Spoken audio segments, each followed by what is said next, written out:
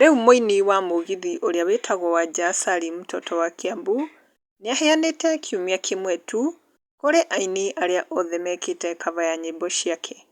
Ndeto ĩno yũkĩte o rĩrĩ ciana cia aini a hau gabere meyumĩrĩtie makĩenda kĩhoto kĩa nyĩmbo cia maithe mao.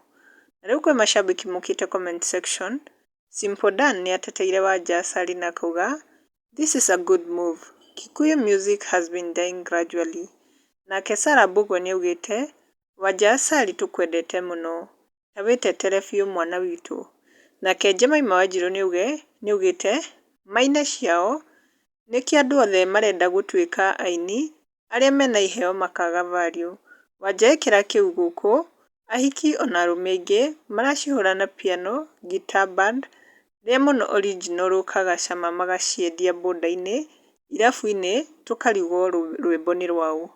Ona Frida Kĩnyua nĩacangĩire na akauga "Chonjo kabisa our queen."